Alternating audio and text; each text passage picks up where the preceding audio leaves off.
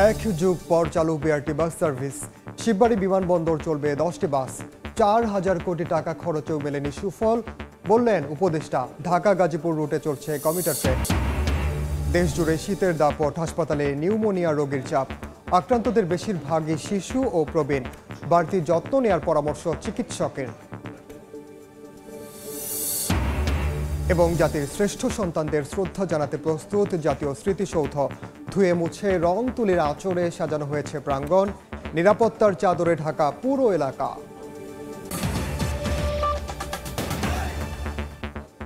বাংলার সময়ের সঙ্গে আছি আমি ওমর ইনান। এক যুগ পর সীমিত পরিসরে বহু প্রতীক্ষিত বিআরটি লেনে চালু হলো বিআরটিসি বাস সেবা। গাজীপুর শিববাড়িতে আনুষ্ঠানিক উদ্বোধন করেন সড়ক পরিবহন ও সেতু মন্ত্রণালয়ের উপদেষ্টা। বলেন, প্রকল্পে 4,000 কোটি টাকা খরচ হলেও সুফল পায়নি জনগণ। এ সময় আগামী জুনের মধ্যেই বিআরটি প্রকল্প শেষ হওয়ার কথা জানান তিনি। এর আগে ভোরে ঢাকা জয়দেবপুর রুটে নতুন কমিউটার ট্রেন উদ্বোধন করেন তিনি।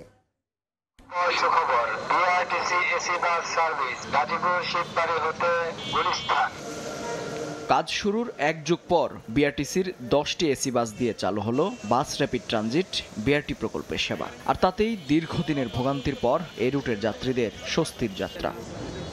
শিববাড়ি থেকে বিমানবন্দর পর্যন্ত ভাড়া নির্ধারণ করা হয়েছে 70 টাকা। আর বিমানবন্দর থেকে এলিভেটেড এক্সপ্রেসওয়ে হয়ে গুলিস্তান পর্যন্ত যেতে হলে ভাড়া গুনতে হবে আরও 70 টাকা। যাত্রীদের প্রত্যাশা, ঢাকাকে বিকেন্দ্রীকরণে গুরুত্ব রাখবে এই প্রকল্প। প্রচুর জ্যাম সহ্য করতে হতো, সেক্ষেত্রে লোকাল বাসগুলোতে আমাদেরকে অনেক হুড়োহুড়ি করে উঠতে হতো এবং বিশেষ করে নারী যাত্রীদের খুব কষ্ট হতো। রাস্তার মধ্যে আমাদের দীর্ঘ যে জ্যামের মধ্যে বসে থাকা, সেটা আজকে আশা করি অবসান ঘটবে। স্বাভাবিকভাবেই যদি এটা মান ধরে রাখতে পারে, তাহলে আমরা বিশ্বাস করি যে গাজীপুরবাসী আমরা যারা আছি আমরা অনেক বেশি উপকৃত লাভ করব। 4,000 কোটি টাকার বেশি ব্যয় হলেও এর কোনো সুবিধা জনগণ পাচ্ছিল না উল্লেখ করে রোববার সকালে আনুষ্ঠানিকভাবে এই সেবার উদ্বোধন করেন সড়ক পরিবহন ও সেতু মন্ত্রণালয়ের উপদেষ্টা মোহাম্মদ ফাউজুল কবির খান। গেল শাসনামলে প্রায় সব প্রকল্পেই দুর্নীতি হয়েছে মন্তব্য করে পূর্বের দুর্নীতির তথ্য দিলে মন্ত্রণালয় ব্যবস্থা নেবে বলেও জানান তিনি। এই প্রকল্পটি করতে 4,000 কোটি টাকার বেশি ব্যয় হয়েছে, অথচ মানুষ এটা থেকে কোনো উপকার পাচ্ছিল না। দুর্নীতির কথা বললেন, এটা তো সব উন্নয়ন প্রকল্পকে নিয়ে হয়েছে। এটা কিন্তু বিআরটি প্রকল্প একমাত্র নয়। তবে যেটা আসার কথা সেটা হচ্ছে যে অন্তর্বর্তীকালীন সরকার আসার পরে এখানে কোনো দুর্নীতি হয় নাই এবং এখানে কোনো দুর্নীতির সুযোগ আমরা রাখবো না। এর আগে ভোরে গাজীপুরের বাসাই থেকে ঢাকায় অফিস। এই প্রতিবাদে ঢাকা জয়দেবপুর রেলপথে মেট্রো রেলের আদলে 2 জোড়া নতুন কমিউটার ট্রেন উদ্বোধন করেন উপদেষ্টা। এ সময় তিনি বলেন, ছাত্র জনতার আন্দোলনের প্রত্যাশা পূরণে কাজ করছে সরকার। যেহেতু এটা স্বল্প সময়ের ট্রেন, সেই জন্য দাঁড়িয়ে যাওয়ারও ব্যবস্থা আছে। আমরা নিজেরাও দাঁড়িয়ে যাচ্ছি। তো আশা করি যে এটা এর থেকে মানুষ, এই যে ছাত্র জনতার যে আন্দোলন হয়েছে, তাদের যে প্রত্যাশা, সেই প্রত্যাশাটাকে আমরা পূরণ করতে চেষ্টা করছি। 26শে মার্চ উপলক্ষে ঢাকা নরসিংদী ও ঢাকা নারায়ণগঞ্জ রুটে আরও 2 জোড়া কমিউটার ট্রেন উদ্বোধনের ঘোষণাও দেন রেলপথ উপদেষ্টা। মেহেদী হাসান, সময় সংবাদ, গাজীপুর। ছাত্র জনতার আন্দোলন দমনে নির্বিচারে গুলি চালিয়ে সিলেটের পুলিশও জনগণের কাঠগড়ায়। অন্তর্বর্তী সরকার গঠনের 4 মাস পার হলেও এখনও চাঙ্গা হয়নি মহানগর ও রেঞ্জ পুলিশের কার্যক্রম। সদস্যদের মনোবল বাড়াতে অভিযানে অংশ নিচ্ছেন খোদ কমিশনারও। নিরাপত্তার আস্থা ফেরাতে বাসিন্দাদের মতামত নিয়ে কাজ করছেন ঊর্ধ্বতন কর্মকর্তারা। পুলিশ আমাদের জনগণের ছিল না, হয়ে গিয়েছিল নির্দিষ্ট রাজনৈতিক দলের। এটা থেকে আসলে আমাদের বের হয়ে আসতে হবে। এখন পুলিশের সঙ্গে জনগণকে সম্পৃক্ত করার চিন্তা ভাবনা করছেন পুলিশ বিভাগ। সদস্যদের মনোবল চাঙ্গা করতে বিভিন্ন অভিযানে নেতৃত্ব দিচ্ছেন পুলিশ কমিশনার সহ ঊর্ধ্বতনরা। ক্লিন ইমেজ নিয়ে একটা কমিউনিটি পুলিশিংটাকে আসলে গঠন করার প্রক্রিয়া চলমান আছে। অল্প দিনের মধ্যেই এটা একটা কার্যকরী কমিটি, উপদেষ্টা কমিটি, এটা একটা ফলপ্রসূ রূপ ধারণ করবে। সরকার পতনের পর বিলুপ্ত করা হয় কমিউনিটি পুলিশিং। সম্প্রতি সিলেটে এসে স্বরাষ্ট্র উপদেষ্টা জানান, অংশগ্রহণমূলক কমিউনিটি পুলিশিং ব্যবস্থা চালুর প্রস্তুতির কথা। পুলিশ বাহিনী থেকে যারা ট্রাফিকে কাজ করছে, রিটায়ারমেন্টে গেছে, তারা সেনাবাহিনী থেকে যারা গেছে রিটায়ারমেন্টে, তাদের দিয়ে একটা আমরা কমিউনিটি পুলিশ করার চিন্তা ভাবনা হয়েছে। চলমান সংকট কাটাতে ছাত্র জনতা আন্দোলনে জড়িতদের পাশাপাশি বিভিন্ন শ্রেণী পেশার মানুষের সঙ্গে নিয়মিত আলোচনা চালিয়ে যাচ্ছে সিলেট মহানগর ও রেঞ্জ পুলিশ। ইকরামুল কবির, সময় সংবাদ, সিলেট। দেশের খাদ্য নিরাপত্তা নিশ্চিতে সরকার কাজ করছে বলে জানিয়েছেন খাদ্য উপদেষ্টা আলী ইমাম মজুমদার। অন্য বছরের মতো এবারও ধান চাল সংগ্রহ চলছে বলে জানান তিনি। দুপুরে নীলফামারীর সার্কিট হাউস হল রুমে রংপুর বিভাগের জেলা প্রশাসক খাদ্য নিয়ন্ত্রকদের সঙ্গে মতবিনিময় শেষে সাংবাদিকদের এ কথা বলেন খাদ্য উপদেষ্টা। রমজানকে কেন্দ্র করে আপনি ধরেন স্পেশাল ভিজিএফ বা ওএমএস যেটা চলমান আছে সেটা যাতে চলমান থাকে তার জন্য আমরা ব্যবস্থা নেব।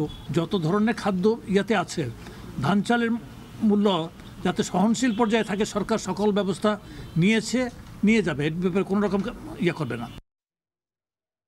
অন্তর্বর্তীকালীন সরকারের বিরুদ্ধে ষড়যন্ত্র চলছে, সবাইকে চোখ কান খোলা রেখে ষড়যন্ত্র রুখতে ধৈর্য ও ঐক্যবদ্ধ হয়ে কাজ করতে হবে বলে মন্তব্য করেছেন বিএনপির চেয়ারপারসনের উপদেষ্টা জয়নুল আবদিন ফারুক। সকালে নোয়াখালীর সেনবাগ উপজেলার কাবিলপুর ইউনিয়নে ঢেউটিন বিতরণ অনুষ্ঠানে এ কথা বলেন তিনি। এই সরকারের বিরুদ্ধে ষড়যন্ত্র চলছে, আপনারা নিশ্চিত ঘুমাবেন না, নাক কান চোখ সব খোলা রাখতে হবে।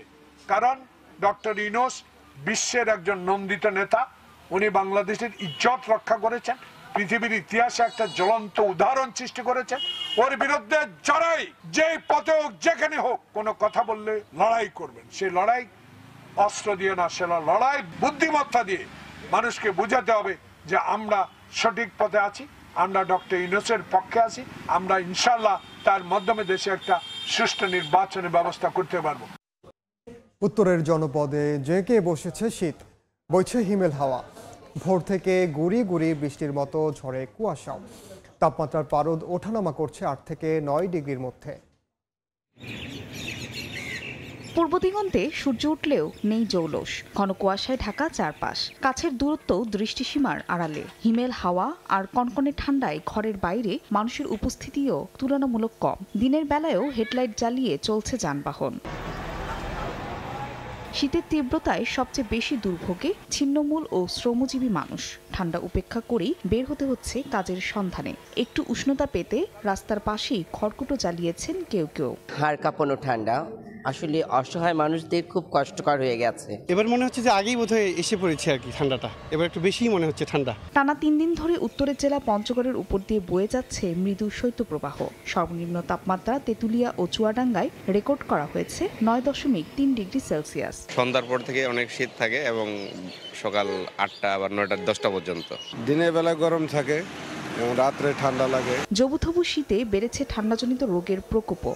এর মধ্যে শিশু ও বৃদ্ধের সংখ্যাই বেশি। শয্যার চেয়ে ময়মনসিংহ মেডিকেলে 4 গুণ বেশি রোগী ভর্তি থাকায় সেবা দিতে হিমশিম খাচ্ছেন নার্স ও চিকিৎসকরা। আজকে 14 দিন ধরে জ্বর, হঠাৎ করে জ্বর, আর কোনো সমস্যা না, শুধু জ্বরই। জ্বর ঠান্ডা, তারপর শুক্রবার সারাদিন দেখে তারপর সন্ধ্যার সময় এখানে ভর্তি হই। খুব বেশি প্রয়োজন না হলে বের না হওয়া এবং তাদেরকে গরম যার যতটুকু সামর্থ্য আছে বাচ্চাদেরকে উষ্ণ রাখা। চলতি মাসে এই হাসপাতালের শিশু ওয়ার্ডে ভর্তি 1,500-এরও বেশি রোগী। ফাহরিয়া ফারজানা, সময় সংবাদ। শেষ মুহূর্তের প্রস্তুতি চলছে সাভারের জাতীয় স্মৃতিসৌধে। সৌন্দর্য বর্ধনের পাশাপাশি ঢেলে সাজানো হয়েছে নিরাপত্তা ব্যবস্থা। জনগণের প্রত্যাশা, সকলের প্রচেষ্টায় এবারের বিজয় দিবস হবে উৎসব মুখর। সাভার থেকে ধ্রুব ব্যানার্জির রিপোর্ট, ক্যামেরায় ছিলেন আশরাফুল ইসলাম। এক প্রজন্মের হাতে গড়ছে আরেক প্রজন্ম। বিজয় দিবসের একদিন আগে নিরাপত্তার স্বার্থে বন্ধ জাতীয় স্মৃতিসৌধের প্রধান ফটক। তাতে কি চোখে স্বপ্ন নিয়ে চাচা হান্নানের কাছে ছোট্ট আত্মাপ জানছে স্বাধীনতাকে। দশতে আইসি আমি আনন্দ করার জন্য, ভিতরে ঢোকার জন্য আইলাম, তাই যে বন্ধ তা জানি না, তাও ভালো লাগছে। তফাতে দেখতে পাচ্ছি সৌন্দর্য লাগছে। লাল সবুজের মিশ্রণ, সঙ্গে রং তুলির আঁচড়। শিশু কিশোরের হাতে ফুটে উঠছে এক খণ্ড বাংলাদেশ। স্মৃতিসৌধ না দেখতে পারার আক্ষেপ ম্লান হয়েছে তার কাছে। অনেক দূর থেকে এসেছিলাম, এসে দেখতে পারিনি। যে দলে আসুক না কেন প্রত্যেকের কাছে সমান অগ্রাধিকার থাকবে, এটাই আমরা আশাবাদী। এছাড়া আমরা অন্য কিছু ভাবতে পারি না। ঢুকতে পারি নাই দেখে খারাপ লাগছে, দেখে ভাল লাগছে। সকাল থেকেই ব্যস্ততা পিছু ছাড়েনি জাতীয় স্মৃতিসৌধের কর্মকর্তা কর্মচারীদের। প্রধান সড়কে কার্পেটিং, রঙিন ফটকে শেষবার রঙের আঁচড়, পরিষ্কার পরিচ্ছন্নতা সহ চলছে নানা কর্মযজ্ঞ। ব্যান্ডিং, পিভিসি, লোপার, রং এগুলাই করা হয়েছে। এখন ওই টুকিটাকি কাজ যে ফিনিশিং আছে, এই ফিনিশিংটা দিলে আমাদের কাজ শেষ হবে। আর মাত্র কয়েক ঘন্টা, এরপরই শ্রদ্ধা জানানোর জন্য লাখো মানুষের ঢল নামবে জাতীয় স্মৃতিসৌধে। সেই উদ্দেশ্যে সৌন্দর্য বর্ধনের কাজ যেমন করা হয়েছে, তেমনি করেই বাড়ানো হয়েছে নিরাপত্তা। 5 স্তরের নিরাপত্তা বলয়ে ঢেকে ফেলা হয়েছে 48 একরের স্মৃতিসৌধ এলাকা। সিসিটিভি ক্যামেরার পাশাপাশি বসানো হয়েছে ওয়াচ টাওয়ার। আশেপাশের জেলায় নিরাপত্তা জোরদারের পাশাপাশি 16 ডিসেম্বর ভোর থেকে আমিনবাজার নবীনগর সড়কে যান চলাচল থাকবে সীমিত। ঢুকতে পারছি না, তো অবশ্যই নিরাপত্তাটা অনেক কঠোরভাবে হচ্ছে। 5 স্তরের নিরাপত্তা এখানে বজায় রাখছে। আমরা দেশের সকল জনগণকে বলবো যে আপনারা আসেন। গণ অভ্যুত্থানের পর প্রথম বিজয় দিবস, তাই প্রত্যাশাও আছে অনেক। কিছু সন্ত্রাসী আছে, এগুলোকে প্রতিহত করা উচিত। 2025 সালে যেন আমরা সেই মুক্ত আকাশের মতো একদম মুক্ত, যে পাখি মুক্ত আকাশ হবে, ঠিক ওইরকম যাতে আমরা স্বাধীনভাবে বলতে পারি যে এটাই আমাদের বাংলাদেশ। স্বাধীন দেশের নাগরিক হিসাবে স্বাধীনভাবে চলতে হবে।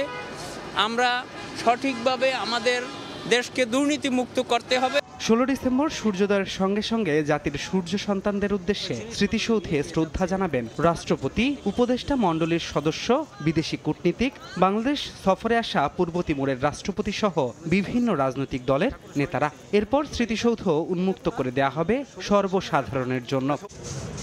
ধ্রুব ব্যানার্জি, সময় সংবাদ, ঢাকা। বাংলার সময় আরও থাকছে।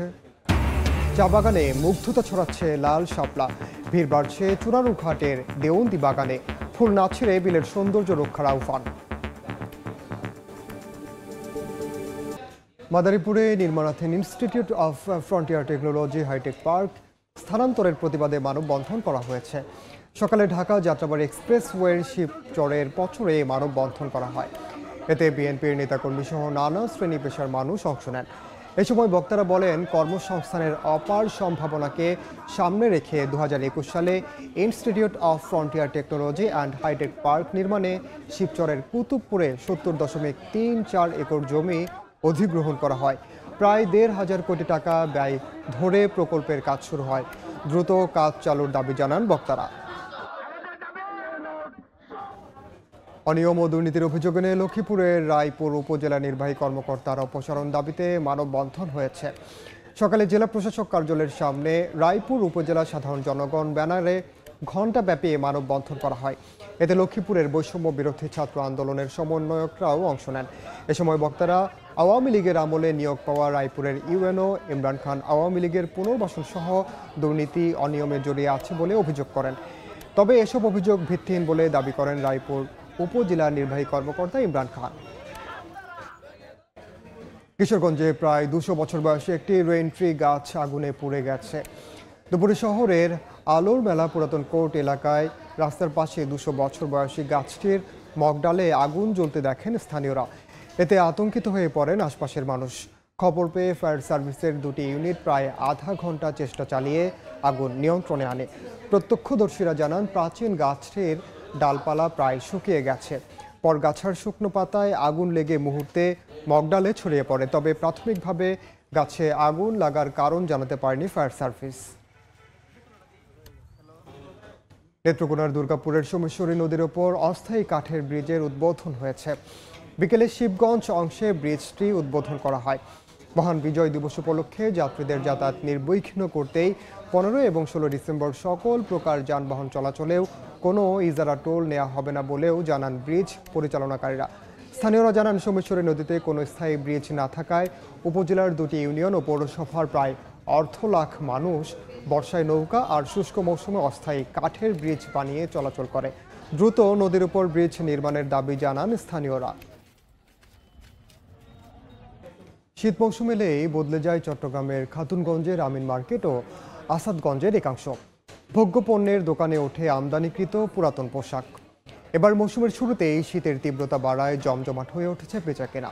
তবে লাইসেন্স ও ডলার সংকটে এবছর আমদানি কমায় চাহিদার তুলনায় সরবরাহ কম বলে দাবি ব্যবসায়ীদের। নূরজামাল আতিকের ক্যামেরায় বিস্তারিত জানাচ্ছেন ফেরদৌস লিপি।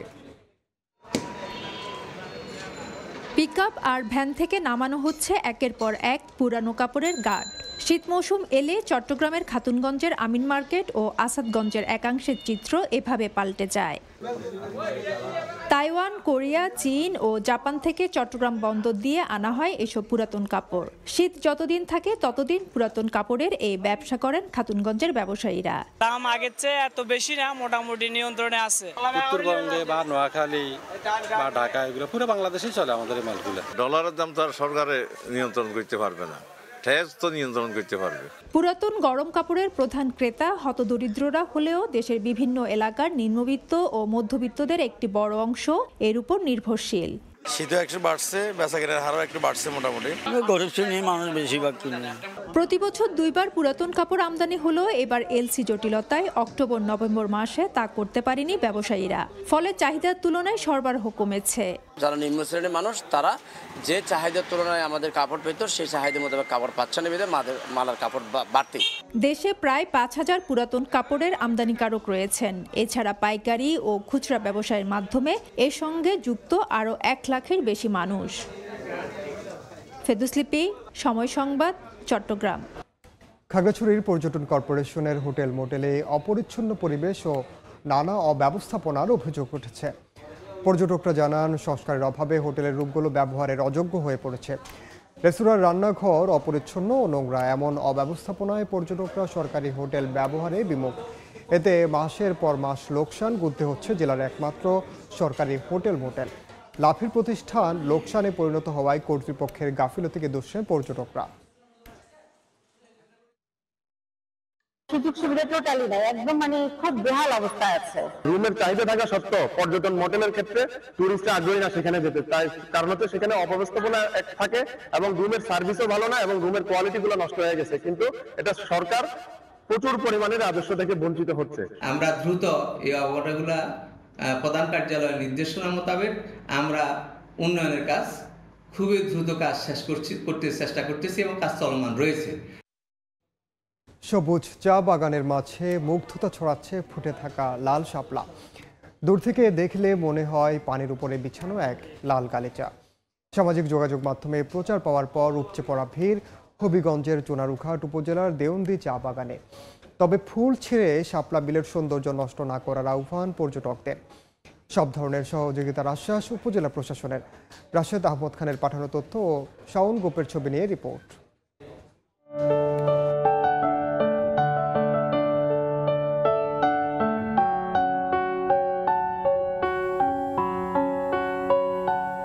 সবুজ চা বাগানের মাঝে লাল ফুলের সমারোহ। বিলের পানিতে ফুটে আছে জাতীয় ফুল শাপলা। দূর থেকে দেখলে মনে হয় পানির ওপরে বিছানো এক লাল গালিচা।